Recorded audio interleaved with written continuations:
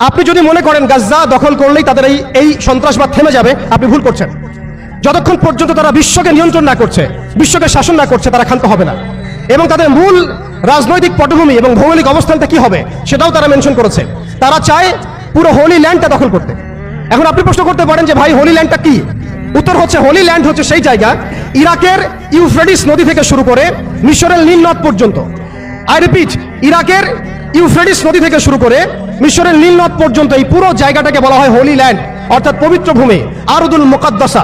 কোরআনে বলা হচ্ছে আরদুল মুকাদ্দাসা, ওদের স্ক্রিপচারে বলা হচ্ছে হোলি ল্যান্ড। তাদের মিসাকে ইহুদিরা বলছে মিসায়া, এবং খ্রিস্টানরা নাসারারা বলছে অ্যান্টিক্রাইস্ট। যাকে আমরা চিহ্নিত করছি সে হচ্ছে মাসিহুদ দাজ্জাল। তারা এই হোলি ল্যান্ডটাকে স্বাধীন করতে চায়। তারা মিশরের নীল নদ থেকে শুরু করে ইরাকের ইউফ্রেটিস পর্যন্ত পুরো জায়গাটাই দখল করতে চায়।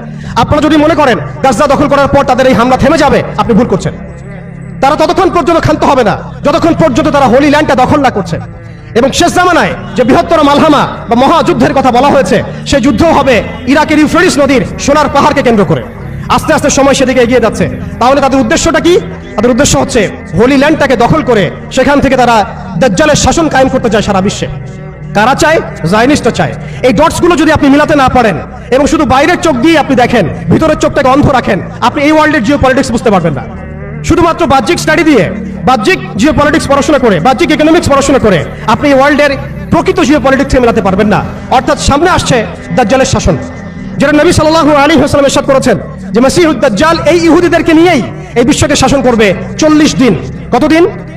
40 দিন। এবং তার প্রথম দিনটা হচ্ছে 1 বছরের সমান, দ্বিতীয় দিনটা হবে 1 মাসের সমান, এবং তৃতীয় দিনটা হবে 1 সপ্তাহের সমান। বাকি দিনগুলো হবে আমাদের দিনের মতোই। এই কথাটা আমাদের প্রিয় নবী মুহাম্মদ রাসূলুল্লাহ সাল্লাল্লাহু আলাইহি ওয়াসাল্লাম তার পবিত্র জবানে বলে গিয়েছেন বিধায় বিশ্ব এদিকে এগিয়ে যাচ্ছে। এরপরে কি হবে সেটাও প্রিয় নবী সাল্লাল্লাহু আলাইহি ওয়াসাল্লাম আমাদেরকে জানিয়ে গিয়েছেন। এইটা আমাদের আসার জায়গা।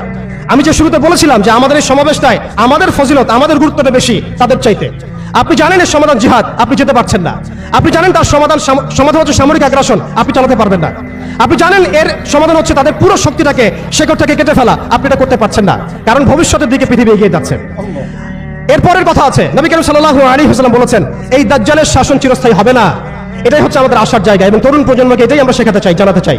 এই দাজ্জালের শাসনটা চিরস্থায়ী হবে না। নবী সাল্লাল্লাহু আলাইহি ওয়াসাল্লাম বলেছেন দাজ্জাল এবং তার অনুসারীরা যখন বিশ্বকে শাসন করার দিকে এগিয়ে যাবে, আল্লাহ রাব্বুল আলামিন তাওহীদপন্থীদের এই কালিমা পতাকার কাফেলা গঠন করবেন ইনশাআল্লাহ। এবং এই কাফেলার মধ্যেই থাকবে ইমামুল মাহদী ইনশাআল্লাহু আযজা ওয়া জাল। এবং তিনি বলেছেন নবী সাল্লাল্লাহু আলাইহি ওয়াসাল্লাম ফালা নি'মাল আমিরু আমিরুহা ওয়া লা নি'মাল জাইশু যালিকাল জাইশ। কতই না উত্তম হবেন সেই আমির এবং কতই না উত্তম হবেন সেই সেনাবাহিনী। তোমরা যদি বরফের উপর সাঁতার কেটেও হয়